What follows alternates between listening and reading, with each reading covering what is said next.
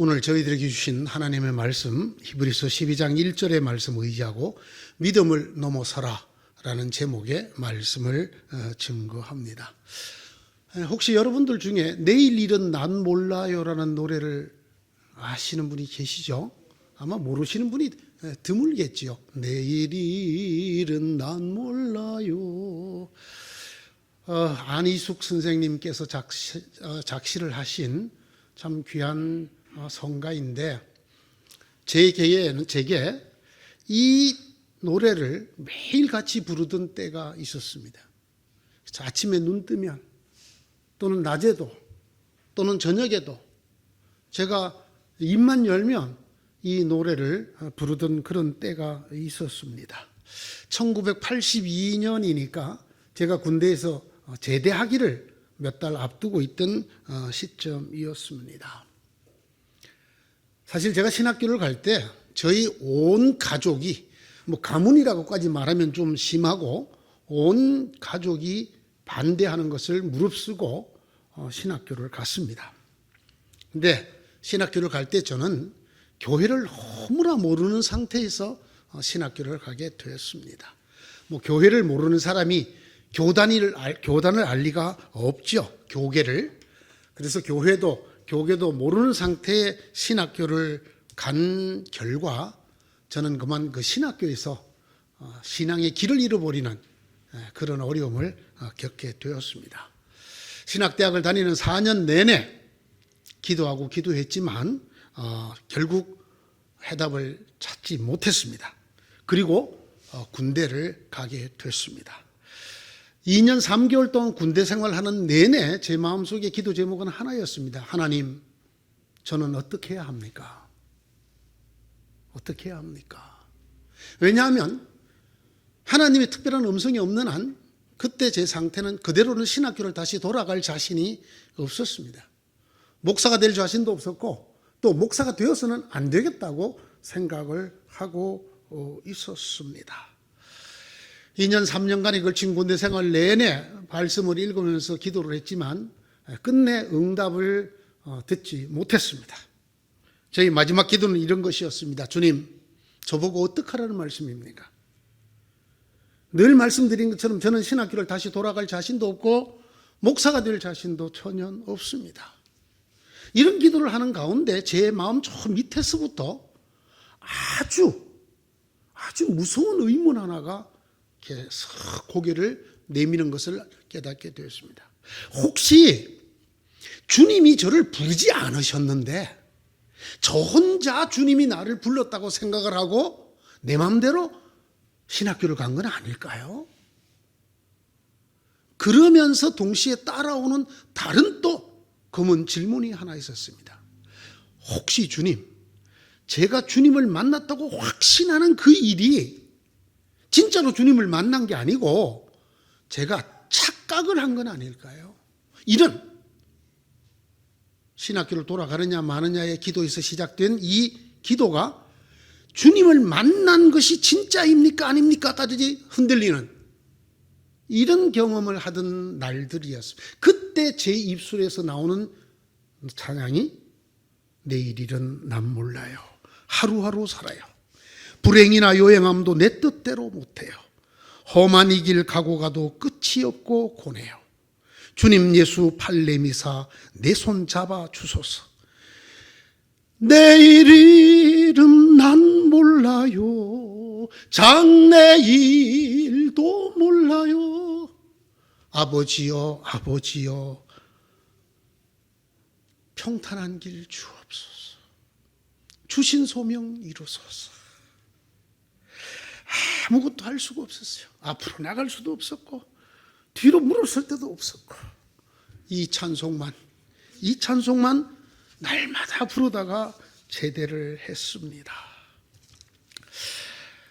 제가 두고두고 이 문제를 깊이 생각을 해보았습니다. 왜 그랬을까? 왜? 제게는 분명히 주님을 만난 증거가 있습니다. 날짜도 있고 장소도 있고 그때 그 주의 임재를 제가 정확하게 알고 있고 제 영혼과 몸에 새기고 있습니다. 그리고 주님께서 저를 부르시던 그 부르심의 현장도 제가 뚜렷이 기억을 하고 있습니다. 그래서 온 가족의 반대를 무릅쓰고 바로 이 찬송가 가사를 쓰신 안희숙 선생님의 그 유명한 책 제목 죽으면 죽으리라, 그런 각오로 신학의 길을 가고 있었습니다. 그런데 왜 그 길이 이렇게 큰 흔들림으로 제게 다가왔을까요? 소명에 대한 흔들림만이 아니라 내가 정말 주님을 만났는가 하는 것까지 흔들리는 이런 큰 어려움을 당하게 되었을까? 저는 제 스스로를 돌아보고 뉘우치고 회개하고 그런 길을 계속했습니다. 아마 내 믿음이 흐려져서 그럴 것이다. 주님을 만난 증거와 부르심에 대한 확신이 희미해졌기 때문에 일어날 것이다. 그럼 어떻게 기도했겠습니까? 주님, 그 증거를 다시 한번 확신해 주시고 나를 부르신 그 음성 다시 한번 듣게 해 주십시오. 그렇게 울부짖으며 기도했습니다. 또 제 마음에 드는 생각이 이런 것이었습니다. 내가 변질되었나 보다. 내가 순수하고 순전했던 그 처음 믿음, 그 첫 은혜, 첫 사랑을 내가 그대로 지키지 못했기 때문인가 보다. 요한계시록을 읽을 때마다 이 첫사랑을 회복시켜 주십시오. 이 첫사랑을 잃어버리는 저를 용서하여 주시고 회복시켜 주십시오. 그러다가 제게 드는 또 하나의 생각은 네가 타락해서 그래. 주님만으로 살겠다며 믿음만으로 살겠다는 것이 어느새 슬그머니 큰 교회 목사 되고 싶고 성공하는 목사 되고 싶고 사람들에게 칭찬 듣는 목사가 되고 싶은 그런 세속적이고 욕망적인 것들로 네가 타락했어 그래. 주님, 저를 용서해 주십시오. 제 마음을 사로잡고 있는 이것들 물리쳐 주시고 누가 무슨 길을 가든 저만은 주님 한 분만으로 만족하면서 주님이 부르신 그 길을 따라 악월골짝 빈들에도 갈 수 있게 해 주십시오. 이 타락한 죄인을 용서해 주십시오. 제가 그렇게 기도를 했습니다. 한 가지 나중에 알게 된 것이 있었습니다. 제가 그렇게 오랜 세월 동안 몸부림을 치고 괴로워하고 힘들어했던 것처럼 많은 성도들이 그러고 있다는 것을 제가 나중에야 알고 되었습니다. 무슨 말인가 하면 많은 성도들이 어떤 신앙의 흔들림, 신앙의 혼란이 오면 믿음을 점검한다는 것이었습니다. 내 믿음이 뭔가 잘못됐을 것이다. 내 믿음이 흐려졌거나 내 믿음이 변질되었거나 내 믿음이 타락했을 것이다 하고 자기 믿음을 돌아보고 그 믿음을 위해서 기도하고 하나님 믿음 위에 믿음을 더하여 달라고 기도하고 첫 믿음을 달라고 기도하고 순전한 믿음으로 돌아갈 수 있게 해달라고 기도하고 매달린다는 것을 알게 됐습니다. 믿음을 고민하고 믿음의 변질과 타락을 회개하려고 하고 순전한 믿음, 온전한 믿음, 처음 믿음을 회복시켜 달라고 기도하고 매달린다는 것을 나중에 알게 되었습니다. 또 조금 더 세월이 흐른 다음에 또 다른 한 가지를 알게 되었습니다. 그건 이런 질문과 함께 제 속에 들어온 해답이었습니다. 정말 그런가라는 것입니다. 정말로 믿음 때문에 신앙적인 갈등이 오는가? 믿음이 흐려지거나 믿음이 변질되거나 믿음이 타락해서 이런 소명도 신앙의 길을 가는 것도 흔들리고 갈등이 생기고 혼란이 오는가 하는 것입니다. 정말로 믿음이 이 신앙의 길의 근본적인 원인이고 그리고 유일한 해답인가라는 의문과 함께 온 해답이었습니다.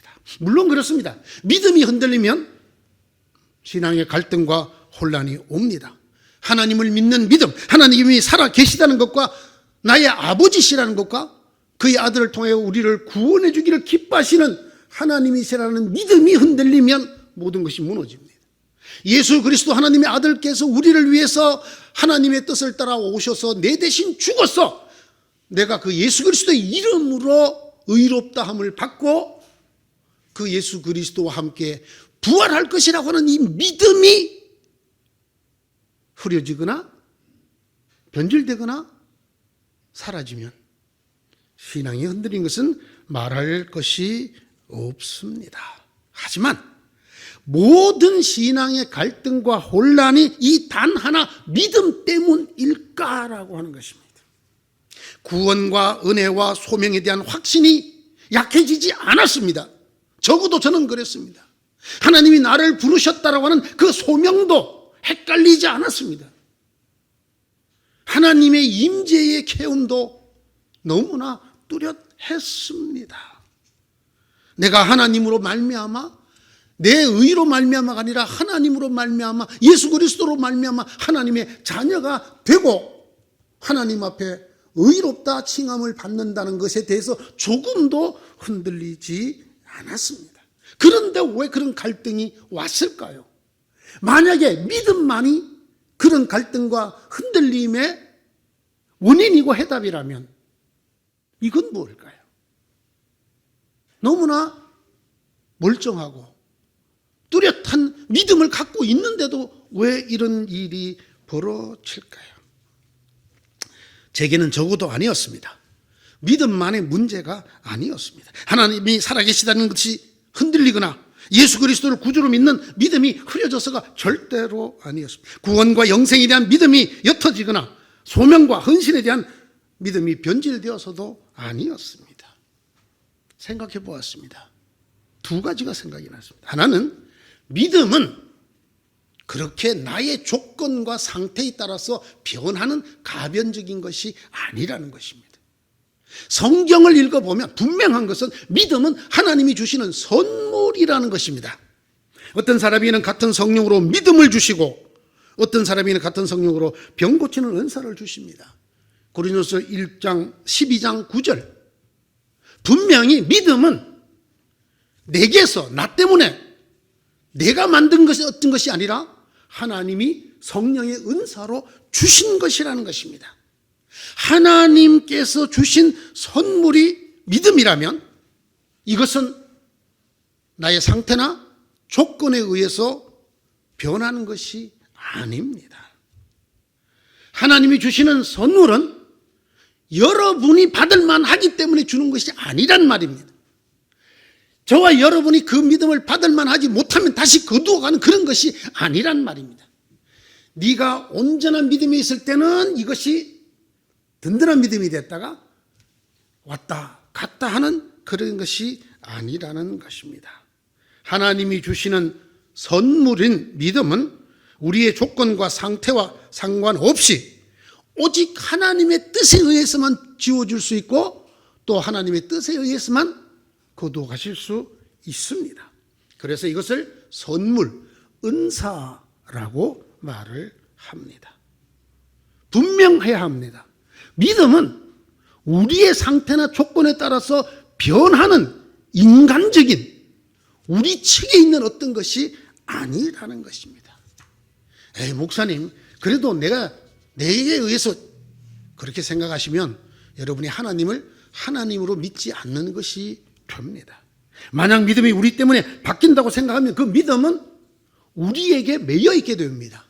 하나님이 자발적으로 전적으로 하나님의 권한을 가지고 우리에게 주시는 것이 아니고 나에게 믿음이 오고 가고 하는 것이 묶여있는 대단히 인간적인 것이 됩니다. 즉 이 절대권자이신 하나님을 하나님으로 여기지 않는 결과를 초대합니다. 제가 깨달은 것이 이것입니다. 하나님의 선물인 믿음은 나의 상태와 무관하다. 나의 조건에 따라 변하지 않는 것이다.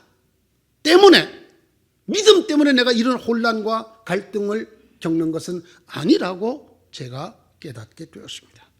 또 하나가 있습니다. 믿음을 곰곰 생각해 볼수록 믿음은 표대가 아니라는 것입니다. 믿음은 출발점입니다. 믿음은 결성점이 아니라 출발점이라는 것입니다. 그리고 믿음은 온통 그 시제가 과거라는 것입니다. 여러분은 믿음이라고 하는 것에 대한 공간성과 시간성을 생각해 보면 금방 알 수 있습니다. 우리가 뭘 믿습니까? 주님이 나를 위해서 죽으시고 부활하셨다는 것, 하나님이 내 아버지라는 것, 이미 다 이루어진 일들, 즉 과거를 믿는 것입니다. 그러므로 믿음이 지향하는 시간성은 과거입니다. 믿음의 공간은 어떻습니까? 그때부터 우리 신앙생활이 시작되는 출발점이지 그것이 결성점이 아니라는 것입니다. 살펴보십시다. 어떤 사람도 과거와 출발점만 가지고 현재나 미래의 모든 문제를 해결할 수 있습니까? 없습니다, 여러분. 우리가 믿음이라고 하는 지극히 과거적이고 출발점적인 이것만 붙들고 있는다면 오늘 우리가 겪는 또는 앞으로 우리가 겪을 많은 혼란과 갈등을 다 해결할 수 없다라는 말입니다. 과거와 출발점인 믿음은 이미 지나간 것입니다. 그리고 그것은 시작에 불과한 것입니다. 어떤 사람도 다시 말씀드리지만 과거와 출발점만 가지고 모든 문제를 해결할 수는 없습니다. 긴 신앙의 길에서 수십 년에 해당되는 긴 신앙의 길에서 때로 주춤거리고 휘청거리고 주저앉을 때마다 과거에 받았던 은혜를 되새기고 그리고 그 출발대의 감격만을 되찾는다고 그 모든 문제가 해결되는 것이 아니라는 것입니다. 그렇게 할 수 있는 사람은 아무도 없다라는 것입니다. 제가 이걸 깨달았습니다. 아이가 태어날 때 얼마나 기쁩니까? 그렇죠? 그 출생의 감격과 기쁨만으로 그 아이가 자라면서 겪어야 되는 성장의 모든 문제가 해결이 되던가요? 내가 이 아들을 낳았을 때 얼마나 기뻐했는가 하는 그 감격만으로 그 아이가 자라면서 일으키는 수많은 문제가 다 덮어지던가요? 그렇지 않습니다. 출생의 감격과 기쁨만으로 그 출생을 되돌아보는 것만으로 성장의 모든 문제를 극복할 수 없습니다. 그와 똑같은 이치가 신앙생활에 있단 말입니다. 오늘의 말씀입니다. 그러므로 이렇게 구름대와 같이 수많은 증인이 우리를 둘러싸고 있으니 우리도 갖가지 무거운 짐과 얽매는 죄를 벗어버리고 우리 앞에 놓인 다름질을 참으면서 달려갑시다. 여러분, 오늘 이 말씀은 반드시 그 앞장인 11장과 함께 읽어야 합니다. 11장 띄고 이것부터 읽으시면 안 됩니다. 그래야 이 말씀이 어떤 의미인가를 정확하게 깨닫게 됩니다. 자, 히브리서 11장, 우리가 흔히 믿음의 장이라고 말하는 말씀들입니다. 온전한 믿음으로 신앙의 삶을 아름답게 마무리한 사람들, 즉 믿음의 선진들의 이야기로 가득 차 있습니다. 히브리서 11장, 믿음의 장의 주제가 뭘까요? 당연히 믿음입니다. 믿음입니다. 온전한 믿음으로 신앙의 경주를 성공한 선진들처럼 우리도 온전한 믿음의 사람이 되라는 가르침이 히브리서 11장의 말씀입니다. 그러나 여러분, 이 히브리서 11장의 말씀은 11장 끝절 40절로 완결되는 말씀이 아닙니다. 우리가 인위적으로 이걸 장절을 구별해 놔서 그렇지 이렇게 끝나는 말씀이 아니라는 말씀입니다. 오히려 그 앞부분에 11장의 많은 믿음의 선진들에 대한 이야기는 그 다음 이야기를 하기 위한 장치입니다. 그 다음 이야기를 하기 위한 준비고 예시이라는 것입니다. 오늘 첫 구절, 그러므로 라고 하는 이 말이 이것을 뒷받침해 줍니다. 앞에 얘기를 쭉 했습니다. 그러므로 이제 결론을 얘기하려고 하는 것이란 말입니다. 앞에 얘기가 뭡니까? 믿음으로 살았던 선진들도 증거는 받았지만 약속한 것을 받지 못했다입니다. 믿음으로 증거를 받았지만 약속한 걸 받지 못했다. 무슨 말씀입니까? 믿음의 생활이 완료된 것이 아니다, 완성된 것이 아니다라는 이야기를 하고 있습니다. 믿음의 선진들, 성경에 기록될 만한 믿음의 선진들조차도 그들에게 있어서 믿음은 출발점이고 바라보는 자리이지 그걸 얻은, 다 완성한 자리가 아니다는 것입니다. 이 사람들은 모두 믿음으로 말미암아 훌륭한 사람이라는 인정을 받았지만 약속된 것을 받지는 못하였습니다. 불과 2절 앞에 있는 11장 39절에 기록된 말씀입니다. 성경이 믿음의 선진들을 얘기하면서 뭐라고 말을 하고 있다고요? 인정은 받았지만 약속된 것을 다 받지 못하였다. 왜 그렇게 됐을까요? 여기에 대해서도 성경이 계속해서 말합니다. 하나님께서 그렇게 하셨기 때문이라는 것입니다. 하나님께서는 우리를 위하여 더 좋은 계획을 미리 세워두셔서 우리가 없이는 그것이 완성에 이르지 못하게 하신 것입니다. 이게 바로 40절 얘기입니다. 39절에 그들이 인정은 받았지만 약속된 것을 받지 못하였습니다. 왜냐하면 하나님께서 그들을 위하여 더 좋은 것을 예비해 두고 그것을 향하여 가게 하셨기 때문에 이라고 말씀하고 있습니다. 그리고 결론입니다. 그러므로 어떻게 하자고? 잊어버리고 달려나갑시다. 달려나갑시다가 종착역입니까? 아닙니까? 종착역이 왔는데 무슨 어디를 달려갑니까? 믿음은 종착역이 아닙니다. 믿음은 표대가 아닙니다. 믿음은 출발점이라고 하는 것입니다.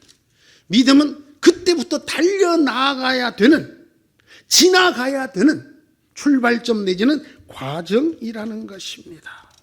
그것을 넘어서 앞으로 더 나아가야 된다는 것입니다. 우리 앞에 놓인 다람쥐를 참으면서 달려가자고 이렇게 말씀합니다. 저는 이 말씀을 이렇게 읽습니다. 믿음을 넘어서라. 믿음이 결론이고 믿음이 결성점이고 믿음이 표대인 줄 알고 믿음에 머물지 말고 믿음을 넘어서야 한다. 믿음으로부터 시작을 해야 된다. 믿음으로부터 앞으로 달려나가야 된다고 성경이 우리에게 말씀하고 계시는 것입니다. 신앙의 모든 문제를 믿음으로 돌아보고 믿음이 없음을 회개하고 믿음으로 해결하는 그 신앙 넘어서야 된다는 거예요. 주님, 믿음에 믿음을 다하여 주시옵소서. 그래서 어떤 경우에도 흔들리지 않는 믿음을 주십시오 하는 사람은 아직도 출발선상에서 하나님 제가 출발 잘할 수 있게 해주십시오 라고 하는 사람에 불과하다는 것입니다.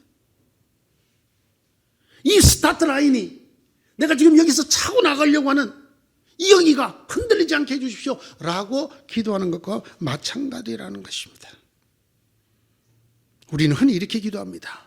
어떤 신앙의 갈등이나 혼란이 있을 때마다 믿음을 주옵소서. 믿음을 주옵소서.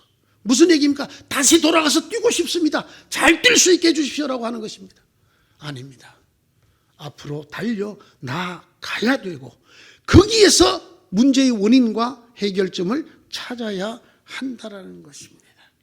그래야 비로소 믿음의 선진들을 본받을 수 있게 된다. 이것이 히브리서 11장과 12장 첫 절의 말씀입니다. 선진들도 이렇게 바라보고 앞으로 달려나간 사람들이니까 그러므로 우리도 달려나가자. 어디에 머물지 말고 믿음에 머물지 말고 달려나가자 라고 말씀하고 계시는 것입니다. 하나님께서는 우리를 위하여 더 좋은 것, 완전한 것을 예비해 놓고 기다리고 계십니다. 그 하나님의 뜻에 다다를 수 있는 사람은 믿음을 넘어서는 사람이에요. 믿음을 넘어서 앞으로 나아가는 사람입니다. 믿음이 모든 것이라고 생각하고 믿음에 매몰되는 사람, 믿음에 붙들려 있는 사람이 아니라 믿음을 출발점이라고 생각을 하고 앞으로 달려나가는 사람이 하나님이 예비해 놓으신 그 더 좋은 것, 더 완전한 것에 다다를 수 있다라고 하는 것입니다. 또다시 말씀을 드립니다. 믿음은 결승점이 아닙니다. 믿음은 출발점입니다. 우리 앞에 놓인 다름질을 참으면서 달려가야 하는 출발점입니다. 믿음의 선진들이 그랬던 것처럼 사랑하는 성도 여러분, 우리 모두 믿음을 넘어서야 합니다. 믿음에 믿음을 더하여 주옵소서라는 기도를 넘어설 때 비로소 우리도 믿음의 선진들처럼 하나님께서 예비해 놓으신 아름답고 온전한 것들에 다다를 수 있다라고 하는 것입니다. 제가 앞에서 읽었던 11장 39절과 40절, 12장 1절을 연결해서 한번 읽어보겠습니다. 이 사람들은 믿음의 선진들입니다. 모두 믿음으로 말미암아 훌륭한 사람이라는 평판을 받았지만, 자, 믿음으로 훌륭한 신앙인이라는 평판을 받았습니다. 그러면 우리는 이게 끝이어야 되지 않습니까? 우리 지금까지의 믿음으로 보자면 약속된 것을 받지는 못하였습니다. 하나님께서는 우리를 위하여 더 좋은 계획을 미리 세워두셔서 우리가 없이는 그것이 완성에 이르지 못하게 하신 것입니다. 그러므로 이렇게 구름대와 같이 수많은 증인이 우리를 둘러싸고 있으니 우리도 갖가지 무거운 짐과 얽매는 죄를 벗어버리고 우리 앞에 놓인 다름질을 참으면서 달려갑시다. 사랑하는 성도 여러분, 이런 성도들 되시기 바랍니다. 제가 사실 이 설교를요, 오래전부터 준비했지만 설교하기를 굉장히 조심스러워했어요. 왜냐하면 어쩌면 여러분이 평생 들었던 얘기와 다른 얘기가 될지도 모르기 때문입니다. 믿음이 중요하다. 믿음을 붙들어라. 첫 믿음을 회복해라. 믿음에 믿음을 더해야 된다. 네 모든 문제가 믿음 때문이다. 이렇게 평생 듣고 살았을 텐데, 그럴지도 모르는데, 그래서 기도 중에 믿음을 주옵소서, 믿음에 믿음을 주옵소서, 이걸 강조하고 본인도 실제 그렇게 기도한 성도들일지 모르는데 느닷없이 이 말년에 여러분, 믿음은 넘어서야 될 단계지 그게 표대가 아닙니다. 이런 말씀을 드렸을 때, 뭐야 또 우리 목사님 왜 수십 년 우리의 믿음을 흔들어 놓는 거지? 여러분, 지금이라도 이런 말씀 들어서 얼마나 다행입니까? 안 그렇습니까? 자, 다음 주에 제가 믿음을 넘어서자 두 번째 말씀을 드리겠습니다. 왜 그래야 하는지, 성경이 뭐라고 말씀하시는지 다시 한번 말씀을 드리겠습니다. 믿음의 선진들처럼 믿음으로 어렵다 인정을 받고, 여러분 다 받았으리라 믿습니다. 그것을 목표로 삼으면 안 되고, 그것으로 주저앉으면 안 되고, 그것을 바탕으로 어떻게 해야 된다? 앞으로 달려나가는. 자, 그러면 앞으로 달려나가는 일이 무엇인가? 다음 주를 기대해 주시기 바랍니다. 기도하십시다. 하나님, 이 말씀 저희들에게 주시는 것 감사합니다. 때로 참 생각해 보면 힘들 수도 있지만 그렇구나 하는 깨달음이 있기도 합니다. 주님, 믿음만 강조해 오던 우리들의 신앙이 이제 성숙해 갈 수 있도록 도와주시옵소서. 그래서 믿음의 선진들처럼 정말 하나님이 예배해 놓으신 더 아름답고 더 온전한 것들에 도달하는 저희가 되도록 은혜를 베풀어 주시옵소서. 예수님 이름으로 기도드리옵나이다. 아멘.